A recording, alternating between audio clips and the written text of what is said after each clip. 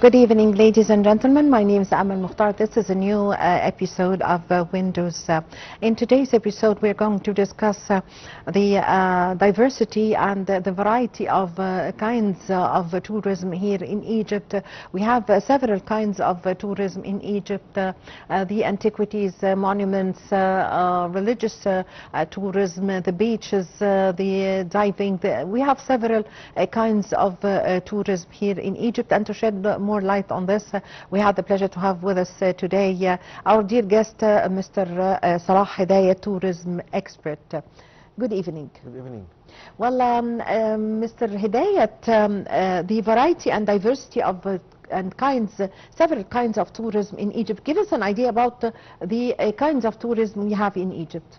Okay, from the beginning, Egypt one of the main countries in the world, very well known about the culture tourism. Below the culture tourism, we have many other patterns like ancient Egyptian history. We have our own modern culture, our Islamic culture, our Christian culture. So we have this variety, or have multi-layers civilization, in addition to Greco-Roman era for sure, which give Egypt became one of the main countries in the world for the culture tourism. Besides that, we have the leisure tourism, like we can say beach tourism, event tourism, conference tourism, economic tourism. Now we have also the eco-tourism, medical tourism. All this pattern now in Egypt, and also for the new kind start to open, or Egypt start to put more efforts to hold on more sports events. Main conference, international conference held now in Egypt, which gave us more also another pattern of the variety, especially for the World Youth conference, which Egypt has held on several times in Sharm el-Sheikh for the last 10 years. Yes. So, Dr. Hedayet, we're discussing today the religious tourism, and let's start with the Islamic tourism first. We have, of course, a large number of very famous and huge mosques, like, for example, the Mosque of Muhammad Ali in the Citadel. We also have Amr ibn al-As Mosque, which is maybe the oldest one here in Egypt. Also Al-Azhar Mosque. Give us an idea about this. Okay, one of the famous titles of Cairo, or Cairo is very well known as a city of held or have more than 1,000 mosques.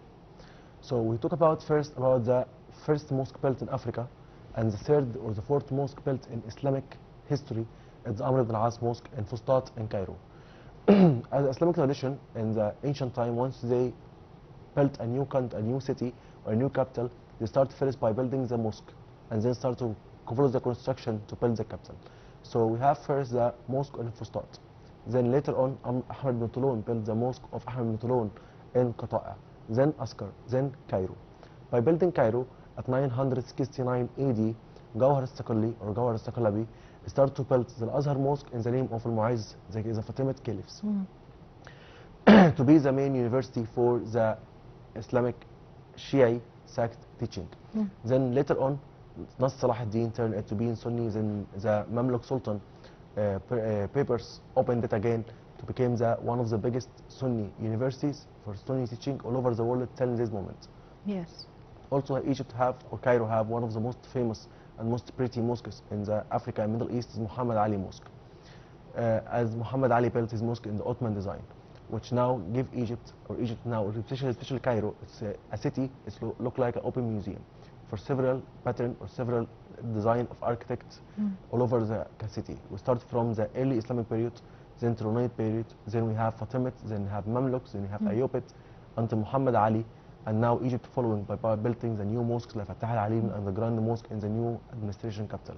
Yes, we have domestic domestic tourism, and during the holy month of Ramadan, also Egyptians would like very much to go to the old mosques, Islamic mosques here, and to the areas like Al-Azhar, also the Mu'izz Street, or as we say, the Great Street. It also encompasses a large number of old mosques like Al-Hakim Ba'amrillah and other a large number of mosques. Yes, as I mentioned, Cairo have more than 1,000 mosques. We have many famous mosques for these 1,000 for sure, like Al-Azhar Mosque and the area of Al-Mu'izz and area of Al-Azhar. We start by Al-Azhar Mosque, Al-Hussein Mosque, Al-Hakim Ba'amrillah Mosque, Al-Gori Mosque, We have also the mosque of Qaitbay in the Sahara of Mamluks, or the cemetery. We have the mosque of Qalawun, Farag ibn Mar'u. We have many Al-Akmar, one of the smallest mosques, but it's very beautiful from inside. Also in Gamaleya have many mosques as well. We have the other side of the street from Mu'izz. We have the start from Al-Guri Mosque till the Al-Mu'ayyid Sheikh Mosque. And if we're following from Al-Kayamiyya market, we can reach for Saliba, and Sira Zainab, and then reach for Ahmad Matulun, the biggest mosque, or now third the biggest mosque in the world. Yes. And the oldest mosque all over the world still saves the same elements since it's built. Yes, of course, Ahmad ibn Tulun, a very unique architecture. Exactly, Ahmad Matulun, he said that I want a mosque. If Cairo, the floods drown it, the mosque survive. If the Cairo burn, the mosque survive. That's why. Well, it's completely different from other mosques. Exactly, because Ahmad Matulun Mosque, it's the first mosque in Islamic history built by red bricks, which usually they use limestone. But here's the first time for red bricks. Also the huge space, also the type of the pillars and the arches inside the mosque is so unique, because mainly it's built from most not transferred or cut from mountains. It's just the building there. Especially also the design of the minarets, which is very well known as a spiral staircase, look like the Samarra in Iraq mosque, because he want to build the minaret same like his hometown. He born in Samarra in Iraq during the Abbasid Caliphate. By Ahmad Matulun, now following to the second famous mosque, it's the Mosque of Al-Azhar. The Azhar Mosque, one of the most famous mosque in the world now, as from the favor of the importance of the strategic position of the Sheikh of Al-Azhar, the mosque gets importance as well. And throughout the ages, the Mosque of Al-Azhar be witness for many events and many transactions happen in the history of the Islamic world, not just Islamic of Egypt. Recently, I just came back 2 weeks ago from Malaysia, and I show that how people respect anyone, say just Egyptian, in the respect of the Al-Azhar Mosque. When I visited the mosques there in Malaysia, I found they inspired the architect designs from Egyptian mosques, and they say that very well known. You can find the reports written, this mosque inspired by Egyptian mosques, especially Al-Azhar. You can find, I found there many mosques copied the minarets from Egypt mosques. Then Azhar Mosque get also a lot of transaction of the design from just a small mosque, then became one of the huge mosque, and all rulers, sultans or caliphs try to build something. That's why Al-Azhar Mosque very unique by his 5 minarets. One of these minarets is top head, which is very well known from the Mamluk Jarkas era, which is very well known especially for Guri era. Then other side of Al-Azhar Mosque we have Al-Hussein Mosque, one of the most holy places in Cairo, in the favor of Al-Hussein and respect of Al-Hussein, the grandson of Messenger Muhammad, peace upon him. So Egyptian, from the feeling that we have here a part from the grandson of Messenger Muhammad. Yes. So we all feeling we are blessing by have this part from the head is buried here in Egypt.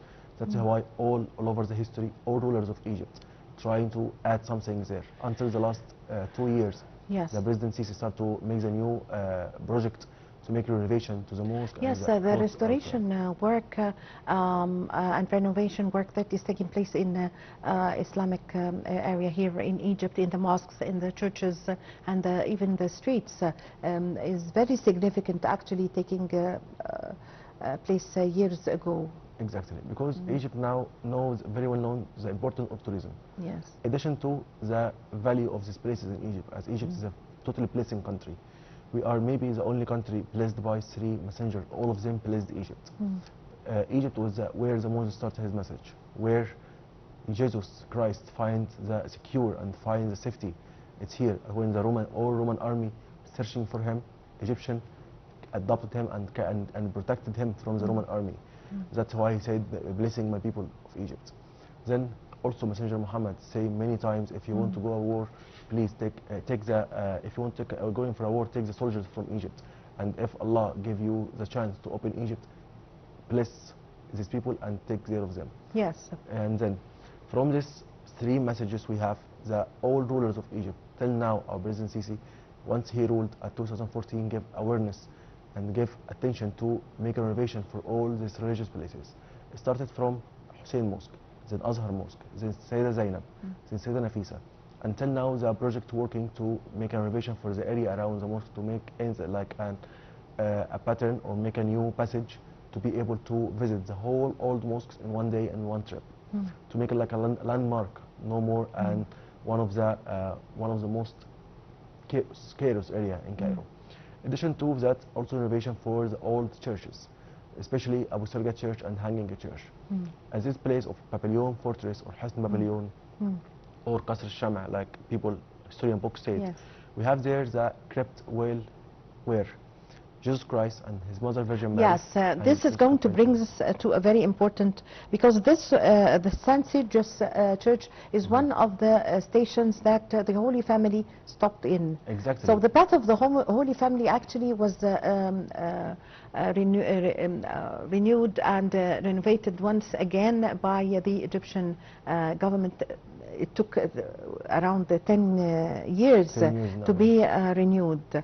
So there are several stations. We're going to go through them until we reach to the St. Cyrus Church. The project is a huge project because we will not just talk about It starts from Sinai. Exactly, from Rafah.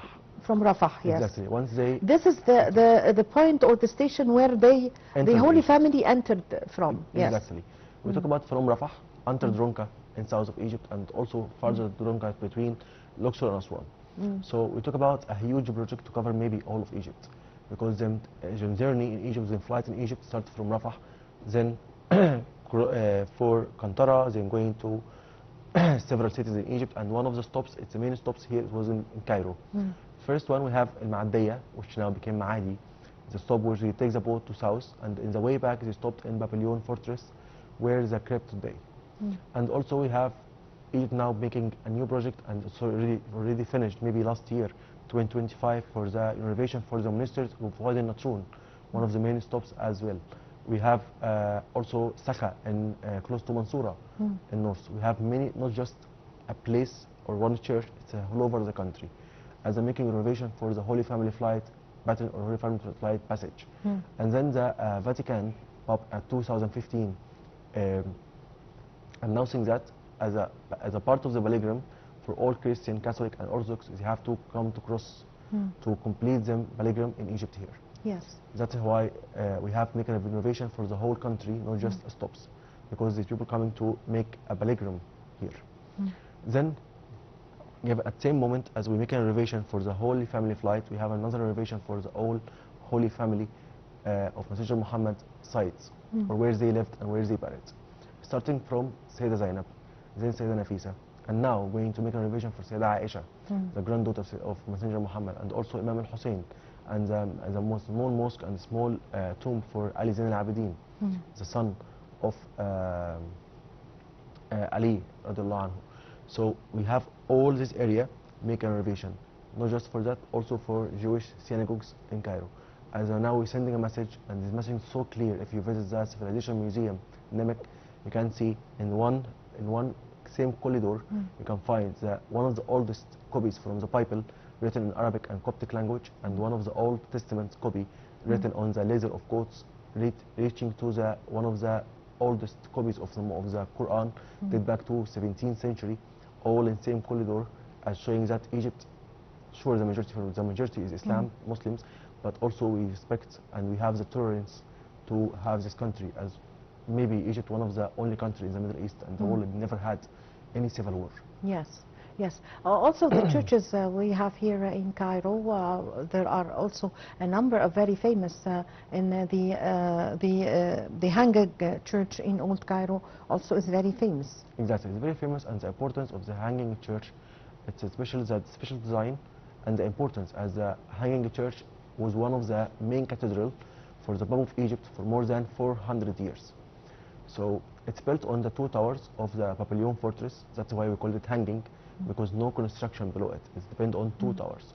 Then the decorations, and have another importance as the only church carry the number of icons. The highest number, it's this Hanging Church. More than 126 icons. It started from 8th century until 18th century.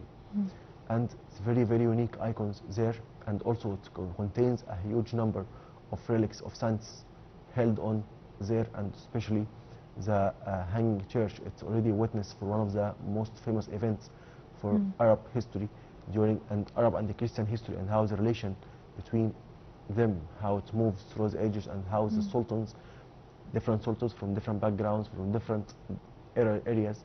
As we talk about the Ayyubids come from Damascus, and then Abbasid coming from Iraq, and then Fatimid came from Morocco, Ayyubid coming from Kurdistan, and then Mamluks, and then different organs, and they all show respect, and how they create the relations starts between the Christians and the Babs of Egypt, and also the Arabs sultans.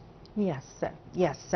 Also, there are some monuments, and there are some, religious, touristic places here in Egypt that are registered in the UNESCO. What is the importance of this, and give us an idea about some of the places, religious places here in Egypt that are registered on the UNESCO list? Okay, let's talk about first the biggest site for UNESCO, religious tourism UNESCO list. It's the Mu'izz Street. We talk about an open museum, not just as a mosque, but for Islamic architects. If someone want to know about the Islamic architecture or Arab architecture in Egypt, they have to visit Mu'izz Street. This area, it's so amazing to see different designs from mosques, different decoration, you can see the evaluation of the minarets through the edges, and how you can outdate the mosque from the minarets. How can I, from looking for a minaret, just look up, more about the mosque itself and more about history. And the Mu'izz Street, it's more, I always say that because, I'm a tour guide, so I'm working with my groups. I always say Cairo kept secrets, because behind each mosque, it's a story to tell about. It's not just a mosque. We have also Mu'izz Street, the biggest, one of the biggest complex in Egypt. It's a Qalawun complex. We talk about a burial chamber, we talk about or his tomb, we talk about his mosque, his school, his khanqa, we talk about his sabil, even his hospital, one of the oldest hospitals in the world, still stand till moment for more than maybe 900 years now. And then if we look through the other side, we can see the Sultan of Ayyubid, different dynasty, different era. You can compare between the two dynasties, Mamluks and then Ayyubid, or Ayyubids and Mamluks, how the different designs through the edges, and these edges we talk about not 100 years, just maybe 60 years almost. And before them we can go through, see at these buildings built on the same places of the famous palaces of Fatimid dynasty, the eastern and the western palaces, and which very well known by Bain al-Qasrain, or between the two palaces.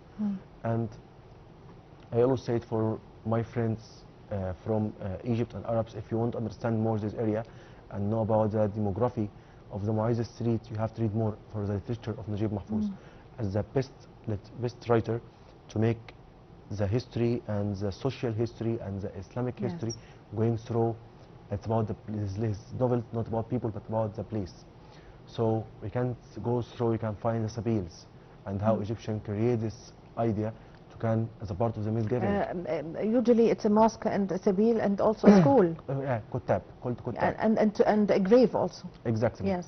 The sabil, it's an idea made for a part of charity, a part of misgiving, to give water for people for free, just for one spell or one pray, just to send the pray for the owner, a part of this misgiving. And sabil combining to kutab as a small primary school classroom, teaching the students how to read and write, and if they want to continue, sure for free. And they want to continue, they can go into the school itself, or also for free, the sultan or the owner going to cover them. And then going to find through the street, you can find the end by Hakim Ba'amrillah Mosque, the biggest mosque built in the Fatimid era. And sure, Hakim history, it's very filled. Can we spend hours to talk about himself? And then we have the oldest Cairo walls, and one of the oldest gates still stand now is the gate of Al-Futuh. Yes. Also, the gates of Cairo is very important, and the idea of making a fence around the capital, Cairo, and to have several gates, the gate of Al-Futuh, the gate of Nasr, there are Zuwayla, the gate of Zuwayla. The old gates around Cairo, it was eight gates. 8 gates. Just 3 stand till now. Zuwayla gate and Bab al-Futuh and also Bab al-Nasr. And the idea behind each door or each gate, so when the army going to a war, they're going from Futuh as a conquest gate. And if they won the war and being victories, they're coming from Nasr, which means victory gate.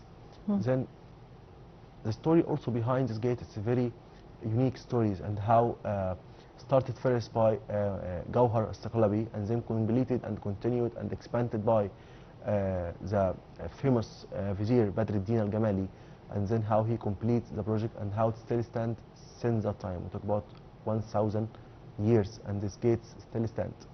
And then for the southern part was where the Bab Zawela, when Muayyid Sheikh came to build his mosque closer to the gate of Zawela, which is area was a prison, and then he was one of the he was imprisoned in this prison called Sign al-Raha, and then he asked Allah if he got help him, he going to destroy this prison and built a mosque, and he became Sultan of Egypt. Then he destroyed this prison and built a new mosque, and then he added to the Bab Zawela 2 minarets to make the Bab Zawela look so unique. And about Bab Zawela itself also have a lot of history, a lot of accidents happen, and maybe if you look for Bab Zawela and looking for the gate itself and imagine how many heads hanging, and one of the famous heads hanging there was last Mamluk Sultan to Bombay. He had been killed or hanging by the Selim, the conquest, or Selim the First, who conquered Egypt and turned Egypt to be a new chapter is the Ottoman era at 1517. Yes, yes. Actually, Mr. Hedayet, we're going for a short break, and we are going, ladies and gentlemen, to be back with you with our dear guest. Welcome back, ladies and gentlemen. Resuming our episode of Windows, we're discussing the religious tourism, and we resume our interview with our dear guest, Mr. Salah Hedayet, tourism expert. Well, Mr. Hedayet, one of the famous also mosques here in Egypt are the Sultan Hassan. Also Rifai, there are, especially the Sultan Hassan is mosque is one of the icons, as we say. Okay, Sultan Hassan is a very, very unique school and mosque. As we talk about the highest and the grandest mosque built ever in Islamic history, about the size of the mosque and the school. Yes. Which lead the architect Hussein Basha Fahmi, who built the Rifai Mosque. When Khushar Hanem chose this place especially to build her mosque there, he said in his diary, I have to find solution to build a mosque. I don't want my mosque look like a dwarf against a giant. So that's why Rifai Mosque looking equal the Sultan Hassan Mosque, and he changed the design, which in this era. For modern Egypt and the Ottoman time, the mosque is not reaching for this special high like a Rifai Mosque. Sultan Hassan, when he built his mosque, his history as well as a biography of the Sultan would have a lot of troubles, and he decided to build a mosque, maybe sharing the misgiving with people. So he built a school and a mosque in Sabil and Kuttab for sure. And also for the maybe in the worldwide time, you can find like he built a hostel or a place for accommodation for the student. So it's a total complete project for a student just to come to get the teaching. And he followed the design was called Iwan, was different from the mosque. To build an Iwans, 4 Iwans for 4 Islamic semi-sects, Shafi'i, Hanbali, Malki, and Hanafi. The main one is Hanafi, and then which have the Qibla and have everything. And then he built one of the biggest and the most beautiful burial chambers behind the Iwan al-Qibla, which very, very unique decorations inside it.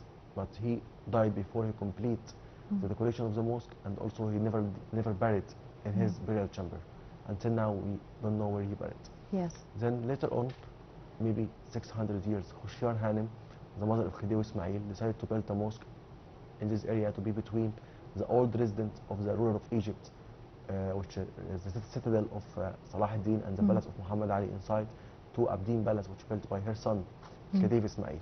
So this area is chosen by Khushar Hanem, his mother, to build the mosque. And in the same place which she decided to build the mosque where the small shrine for one of the Sufism sheikhs called Rifai, Ahmed Rifai, one of the famous Sufism sheikhs. And then she make a shrine to inside the mosque for Rifai sheikh, and now she named it Rifai Mosque to the favor of and respect of the Sufism Sheikh. Yes. And the Rifai Mosque very special, as the part of the mosque is for prayer, yeah, and the other part for the royal family tombs. And last listed by King Farouk, last king of Egypt, and last Shah of Iran, last Persian Sultan Muhammad al-Pahlavi, who buried in after he died in Egypt. Yes. Yes. Also, Ramadan in Egypt is always special, and many people and many tourists, especially from the Arab world, would prefer to come and stay and spend the Ramadan here in Egypt, because it's really different from any other country in the Arab world or in the whole world. It is very famous here, the Ramadan. So give us an idea about this. We have the lantern, of course. Egypt is very well known by the fanus, or the lantern. Okay. Since or before the Fatimid come to Egypt, because one of the mistakes happened in history, as you said, the lantern or fanus arrived with Fatimids, but it's not correct. Fatimids, Egyptian, make celebration for Ramadan before the Fatimids arrive. And in Egypt here we have special sweets, we have special food. Even the first day of Ramadan, it looks like a celebration itself for all Egyptian families, not from today, but from through the ages. And it looked like a tradition. The mother gave it to her daughter, and daughter gave it to the mother, to make a special cuisine, a special food, make cooking for first day of Ramadan as an important celebration for Egyptians. So Egyptians know how to celebrate by Ramadan. That's why all Arabs, one of them dreams to come to Egypt to attend Ramadan here in Egypt. So I have a friend, she from Algeria, she just texted me yesterday. She told me one of her dreams to come to attend Ramadan in Egypt. Because even in everywhere in East and West, she's from Algeria, she told me all Algerians talk about how Egypt make Ramadan so different. So as one of the famous adverbs, Ramadan coming with a celebration and living by celebration or occasions, which are Eid al-Fitr. So once you can feel Ramadan's coming from the decoration in the streets, the lantern or the fanus, special designs for Egyptians, made for very colorful and with some inscriptions and colorful glass. Then you can find that even the kids know what's coming from street, from the decoration, from the vibes everywhere, especially in Mu'ayz Street, Khan Khalili area, now start to be all over the country, not just in this area.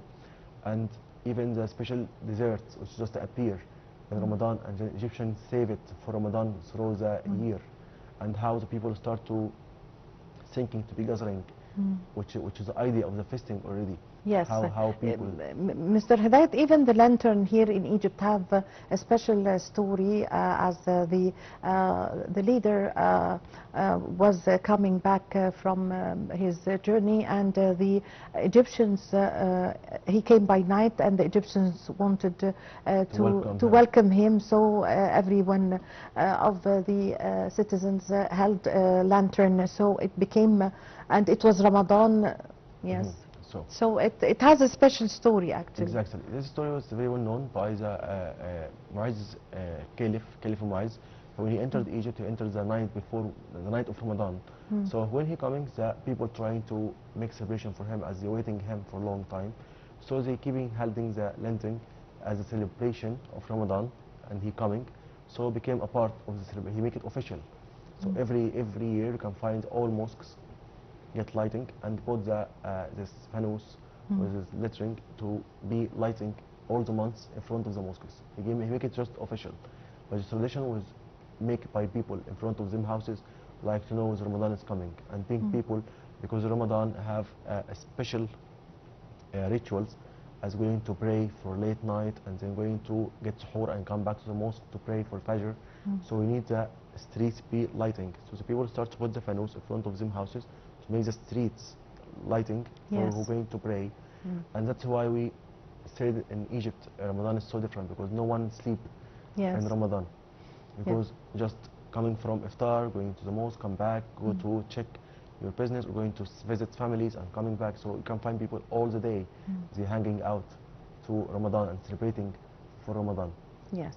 I thank you very much for your time. Thank you for coming today, Mr. Salah Hedayet, the tourism expert. We really had the pleasure to host you today. Thank you so much. Ramadan Kareem. Thank you.